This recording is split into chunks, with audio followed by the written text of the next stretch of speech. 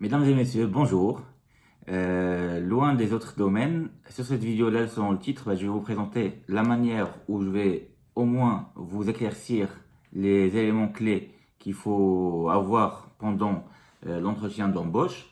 Donc, je sais très bien qu'il y en a plein qui sont soit consultants, soit qui veulent rentrer en interne chez les clients finaux ou tout simplement être recrutés par les sociétés de services, de conseil, etc. Donc, j'ai envie de faire cette vidéo-là pour leur montrer exactement qu'est-ce que vous devez faire pour tout simplement optimiser vos chances d'être recruté chez la société que vous voulez avoir. Donc, comment réussir son entretien d'embauche, donc ça c'est le titre de ma vidéo. Pour moi, la chose essentielle, donc d'abord, pour commencer, avant d'aller carrément de se présenter chez le client, c'est de savoir en fait ce qu'on veut faire vraiment. Donc avoir une visibilité sur quelques mois, on va dire entre 3 et 6 mois, de ce qu'on veut faire vraiment selon nos compétences, nos motivations, etc. Qu'est-ce qu'on cherche à faire? Par exemple, si on est quelqu'un qui vient d'être issu d'une école d'ingénieur ou de commerce ou peu importe, c'est selon son domaine, donc ce qu'il aime faire, s'il est technique par exemple, il sait faire du développement, du Java J2E, ou est-ce qu'il sait faire autre chose, etc. Il doit avoir une visibilité au moins de 6 mois, comme ça, quand il va aller chez le client, il sera pas timide et il va pas avoir la peur au ventre et il saura quand même parler sur ses compétences. Donc ça, c'est la première chose à savoir, c'est qu'est-ce qu'on sait faire, qu'est-ce qu'on veut faire. Donc, alors deuxième chose, avant d'aller chez le client, la première chose, c'est qu'il faut vraiment se renseigner sur le client chez qui on va aller se présenter. Donc, que ce soit une SS2I, donc une société de service ou de conseil, dans un premier temps, chez qui on va passer le premier entretien avec la RH. Ça peut être aussi un manager ou un commercial, un ingénieur d'affaires, on va dire. Sinon, ça peut être aussi un entretien chez le client final directement. Sachant qu'on peut avoir plusieurs entretiens quand on passe un entretien d'embauche. On peut avoir un entretien avec la RH, avec le commercial et aussi avec le directeur. Le directeur qui peut être soit directeur d'entité, donc s'il s'agit juste d'une grande boîte bien sûr, et si c'est une petite boîte, ça peut être aussi le directeur tout simplement de la boîte, de la société chez qui on va passer l'entretien. Donc ce qu'il faut savoir, donc qu'il y a vraiment trois axes qu'il faut s'appuyer tout le temps, tout le temps, tout le temps, quand on veut passer et réussir notre entretien d'embauche. Et ces trois axes, c'est quoi? C'est la confiance en soi. Le premier, c'est la confiance en soi. Toujours, il faut avoir confiance en soi. Il faut pas être timide, etc. Donc, confiance en soi, donc pour être sûr de ce qu'on veut faire, pour montrer au client qu'on sait faire, qu'on est sérieux et qu'on est motivé, et le fait qu'on a surtout confiance en nous. Ça veut dire qu'on va pas être habité par la peur et qu'on ne sera pas autonome. Donc le client, il doit toujours voir en vous quelqu'un qui sera vraiment autonome et qui sait s'améliorer rapidement, qui va monter en compétence rapidement. Donc c'est très important d'avoir vraiment confiance en soi et de ne pas avoir la peur et surtout ne pas être timide. Le deuxième axe, c'est la motivation. Donc la motivation, c'est quelque chose qui est très très important. Moi je dis ça même avant les compétences parce que un client ou une société qui voit que vous n'êtes pas motivé, elle vous prendra jamais. Mais ça, je peux vous l'assurer. Parce que si une société, elle voit pas que vous êtes motivé, vous le montrez dans la manière comment vous vous présentez, la manière comment vous parlez, que vous arrivez à parler avec le client sans problème, sans timidité, etc. Et vous le dites de temps en temps que je suis motivé, j'aime bien ce domaine-là. Il faut dire en fait les mots-clés qui vont avec le mot motivation. Le fait que j'aime bien ce domaine-là, j'ai déjà fait ça auparavant, que ah oui, j'aimerais bien faire ça plus tard, que ce soit à mi-terme ou long terme. Donc c'est quelque chose vraiment très très important de montrer notre motivation. Et le troisième axe, bien sûr, c'est nos compétences. Donc la compétence, c'est très important aussi, parce que sinon sans compétence, on ne peut pas travailler tout simplement. Donc il faut appuyer sur ce domaine-là, plutôt sur mots-clés-là, le fait qu'on est compétent, qu'on est expert sur quelque chose, qu'on sait faire quelque chose et qu'on sera autonome, qu'on ne sera pas quelqu'un qui va être on va dire, pas bon dans le domaine sur lequel vous allez être recruté. Donc le client ou la société qui va vous appeler ou avec qui vous allez faire l'entretien d'embauche, c'est important pour elle que vous soyez vraiment une personne très compétente. Et c'est pour ça ils vont vous poser quelques questions. Pourquoi vous et pas quelqu'un d'autre? Ça, c'est connu dans le monde de conseil. Donc, le jour J où vous présentez chez le client, donc la première chose qu'il faut, d'abord, comme n'importe qui, il faut savoir s'habiller. Donc, il faut être très présentable. Donc, chez un client, toujours être en costard avec une cravate. Ça, c'est pour les hommes. Pour les femmes, vous devez être bien habillé tout simplement, avec une petite chemise, etc. Et voilà, bien habillé. Pas forcément très maquillé sobrement, mais être très présentable. Donc ça, le client ou la société qui est en face, ils vont aimer ça. Voilà. Donc bien sûr, la deuxième chose qui est très importante, c'est que quand vous vous présentez chez le client, il faut toujours être souriant.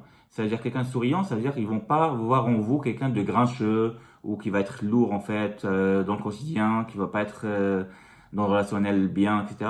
Si vous montrez que vous êtes souriant dès le début, c'est un bon truc, c'est une belle chose.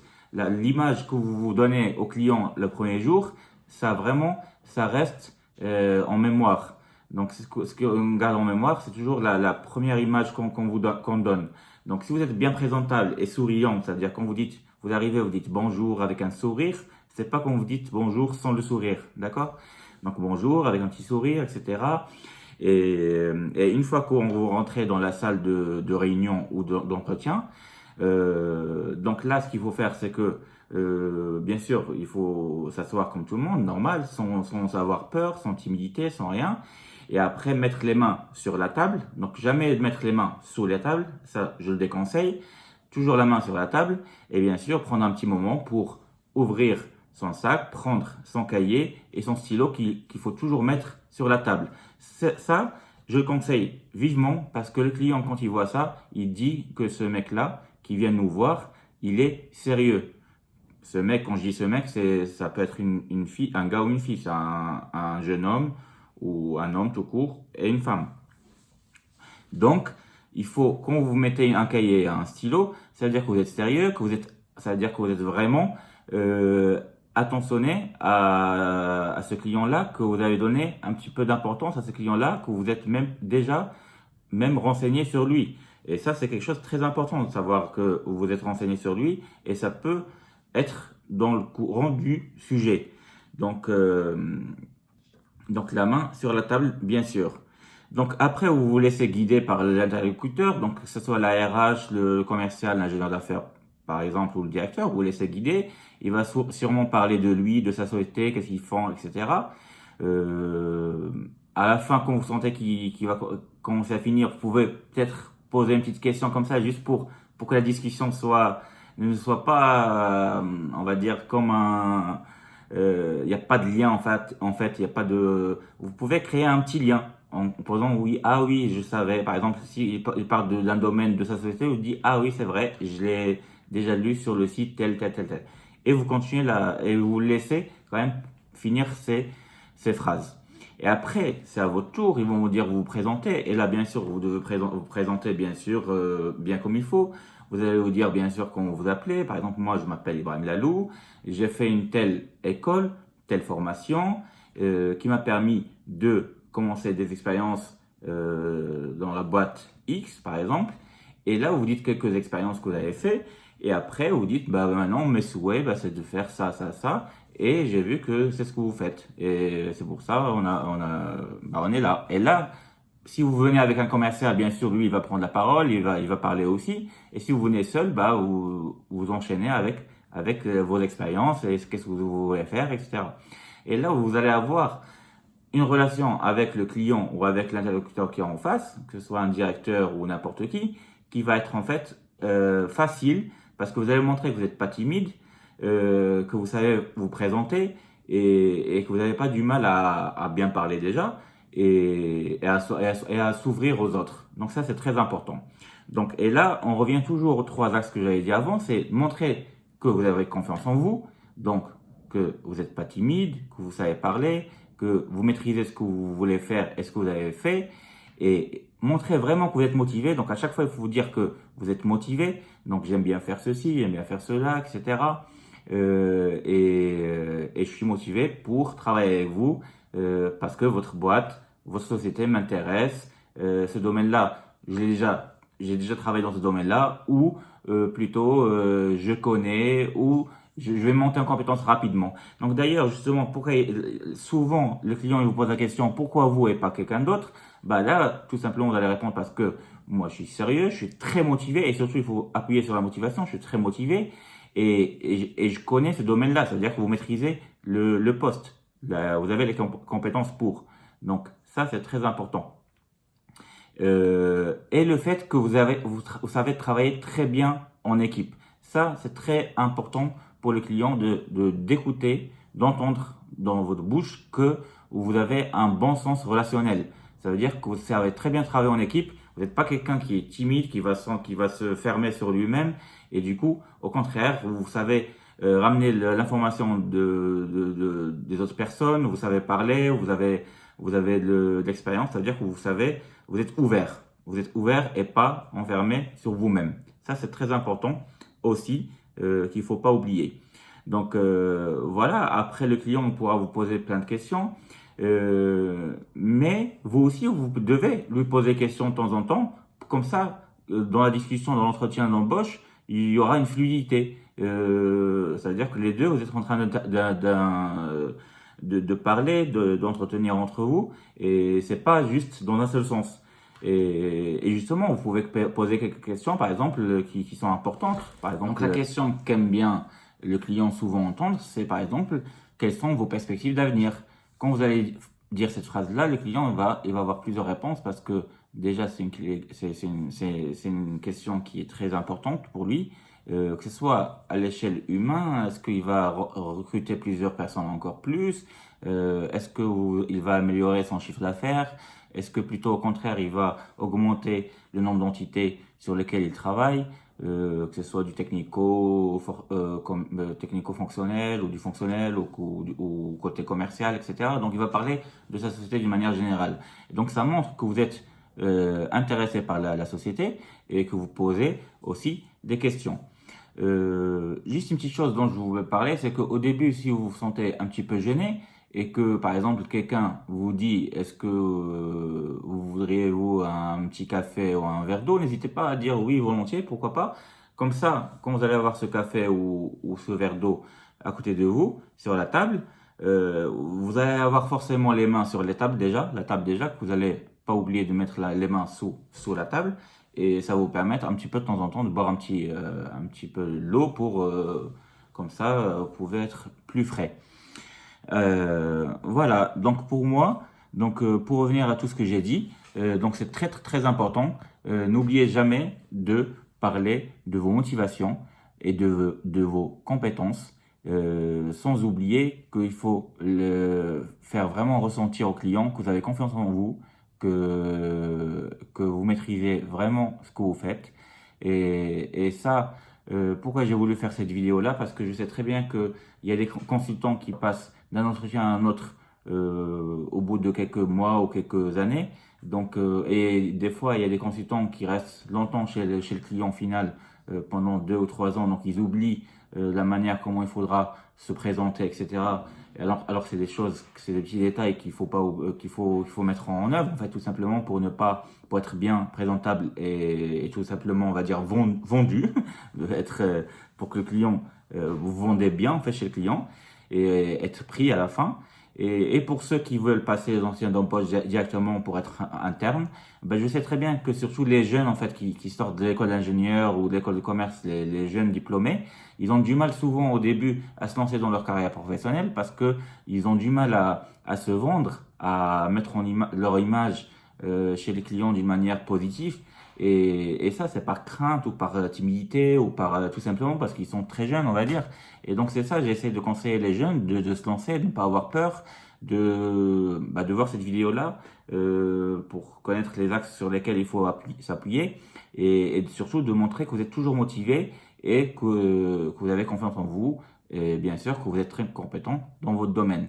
Et n'oubliez pas, en fait, pour les jeunes aussi, je dis ça, c'est que quand ils vous posent des questions pièges, en fait, il n'y a pas de questions pièges. Soyez vous-même, tout simplement, soyez vous-même pendant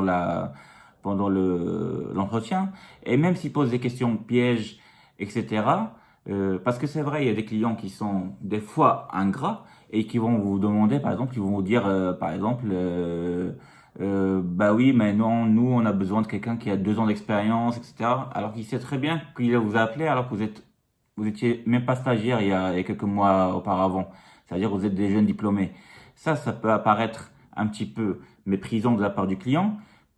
Bon, vous devez vous prendre vous-même et ne pas répondre méchamment. Mais par contre, c'est vrai, ce client-là qui va dire ça, à 80%, il va pas vous prendre.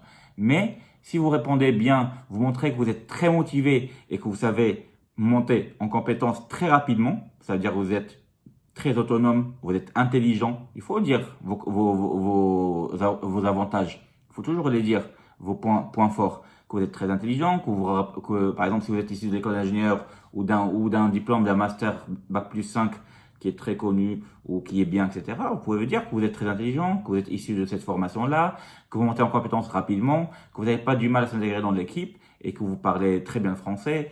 Parlez aussi de vos langues, par exemple l'anglais, etc. Révisez bien l'anglais au cas où si vous avez du mal à parler en anglais. Donc au cas où si ils vous font un petit entretien en anglais, donc sachez très bien un petit peu, révisez un petit peu avant pour juste dire quelques phrases pour montrer que vous avez parlé. Même si vous n'avez pas un anglais courant, si le client il voit que vous parlez quand même un anglais, que vous essayez de faire des efforts, c'est pas grave. Au contraire, c'est bien, ça va vous donner en fait des points positifs. Et si le client il vous dit, bah, c'est quoi vos points faibles par exemple, parce que cette question-là, le client il le dit souvent, c'est quoi vos points faibles? En fait, vous ne devez pas dire un vrai point faible. C'est ça la chose qu'il faut pas oublier. Vous dites pas vraiment quelque chose en vous que vous n'aimez pas ou quelque chose et vous le dites. Non, j'ai dit vous soyez vous-même, confiance en soi, mais quand on vous pose cette question-là qui est un petit peu piège, essayez de dire quelque chose qui en fait, normalement, qui doit être positif, mais juste dans l'excès un petit peu pour montrer au client comme quoi, voilà, que vous n'avez pas vraiment des points faibles. Par exemple, un point faible, ça peut être dire, ah ben, je suis par exemple quelqu'un de curieux, quelqu'un de très curieux des fois. C'est-à-dire que j'aime bien, voilà, si j'ai ça à faire, j'aime bien aller chercher encore l'information ailleurs, etc. Ou un truc encore mieux, c'est de dire par exemple, bah, je suis quelqu'un qui aime bien en fait connaître, on va dire, qui est un petit peu pas parfait, mais on va dire que idéaliste. C'est-à-dire que j'aime bien est-ce que mon travail soit très très bien fait. Ça peut être un point qui est, en fait, c'est un point positif, mais d'une autre vue, il peut le voir. Toi, tu vas le représenter comme négatif. Ça veut dire que des fois, tu aimes bien finir ta tâche avant de passer à autre chose. Alors que des fois, le client, il s'attend à que vous fassiez plusieurs tâches en même temps. Donc ça dépend. Selon le client, il faut s'adapter et ne pas dire c'est vrai, point faible. Et voilà. Donc pour finir, j'aimerais bien connaître votre avis par rapport à cette vidéo-là. Est-ce que les gens et les jeunes diplômés, cette vidéo-là vous intéresse et va vous mettre en avant? Est-ce que elle va vous aider? Donc n'hésitez pas à liker, donc aimer ma vidéo comme d'habitude, s'abonner au haut à droite, donc en cliquant sur ma photo tout simplement, et n'hésitez pas si vous avez besoin de quelques conseils. Donc ça c'est une vidéo comme en fait qui rentre dans le coaching, la formation d'une manière générale. N'hésitez pas en fait à me parler en privé ou en commentaire ou sur ma page Facebook ou sur WhatsApp, etc. Donc n'hésitez pas, likez ma vidéo et je vous dis à très bientôt dans une autre vidéo qui peut être peut-être aussi dans le domaine du travail. À très bientôt, au revoir.